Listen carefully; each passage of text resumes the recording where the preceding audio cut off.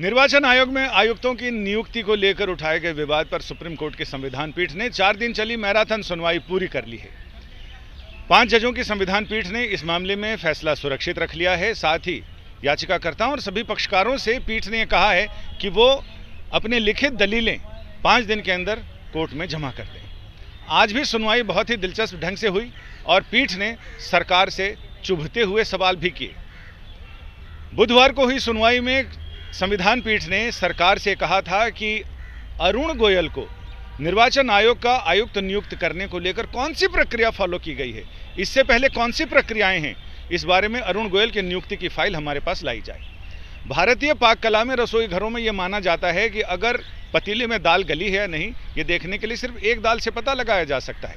ऐसे ही कोर्ट ने वो फाइल तलब की। सरकार फाइल लेकर हाजिर हुई। 5 प्रतियां फाइल की 5 जजों को दी गई, यानी संविधान पीठ को दी गई, और उसके बाद संविधान पीठ ने सवाल पूछने शुरू किए। पीठ ने सबसे पहला सवाल तो ये दागा कि आखिर इतनी विद्युत रफ्तार से कैसे चला मामला। 24 घंटे के अंदर उनका इस्तीफा भी हो जाता है, उनकी नियुक्ति की प्रक्रिया पूरी हो जाती है और उनको नियुक्त भी कर दिया जाता है, जबकि महीनों से ये पद खाली पड़ा था। सरकार उस समय क्यों नहीं जगी? जब हमारे पास ये मामला सुनवाई को आया, उसी समय सरकार ने आनंद फानंद में इनकी नियुक्ति कर दी। ये तो सचमुच हैरान कर देने वाली बात है कि इतनी 24 घंटे के अंदर आपने सारी प्रक्रिया पूरी कर दी। हमारी दिलचस्पी इन सारी चीज़ों को लेकर नहीं है, हमारी दिलचस्पी इस चीज़ को लेकर है कि आपके पास प्रक्रिया क्या है और आप उस प्रक्रिया से कैसे उसका पालन करते हैं। सरकार की तरफ से कहा गया कि हम बैच के हिसाब से देखते हैं किस बैच का अधिकारी है और उसकी जन्मतिथि क्या है और उसके कामकाज और अनुभव क्या हैं। इन तमाम चीज़ों को लेकर हम नियुक्ति के लिए आखिरी 4 नाम सेलेक्ट करते हैं और उसके बाद प्रधानमंत्री कार्यालय, प्रधानमंत्री इसमें आखिरी नाम को सेलेक्ट करते हैं। कोर्ट में याचिकाकर्ताओं की तरफ से भी प्रशांत भूषण ने कहा कि जिस समय 1985 बैच की ये बात कर रहे हैं, 1985 बैच के लगभग 160 अधिकारी थे, उसमें से 40 का चुनाव किस आधार पर किया, क्या ग्राउंड है, क्या शर्तें हैं, क्या योग्यताएं हैं, इस बारे में सरकार बताए। सरकार ने बताया, लेकिन कोर्ट ने कहा कि हम आपकी दलीलों से बहुत ज़्यादा संतुष्ट नहीं हुए हैं। ये बताया गया कि आखिर आप वो 40 नाम कहाँ से चुनते हैं, कैसे चुनते हैं? 150 लोगों में से 40 नाम, 40 में से फिर 4, इसके पीछे क्राइटेरिया क्या है, आपकी शर्तें क्या हैं, अनिवार्यता क्या है, योग्यता क्या है, इस बारे में बताएं।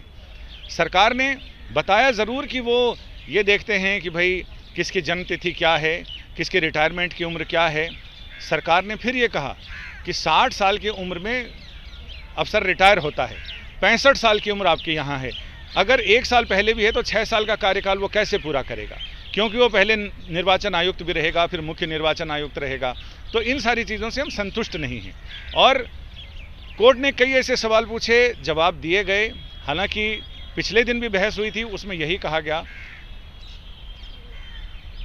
संविधान पीठ के अगवा जस्टिस जोसेफ ने ये साफ साफ कहा कि इसमें क्या दिक्कत है कि अगर मुख्य न्यायाधीश भी शामिल हों तो पैनल, जैसे कि बाकी सीवीसी, सीआईसी, इन सब के लिए पैनल है, इनके चुनाव के लिए पैनल है, जिसमें प्रधानमंत्री होते हैं, एलओपी यानी विपक्ष के नेता होते हैं और मुख्य न्यायाधीश होते हैं देश के, तो ऐसा ही पैनल क्यों नहीं बनाया जा सकता।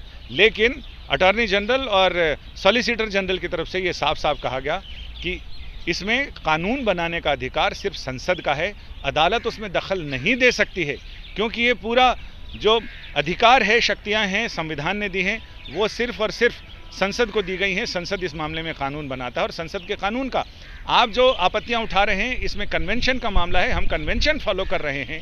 इन तमाम चीज़ों पर बातचीत हुई है।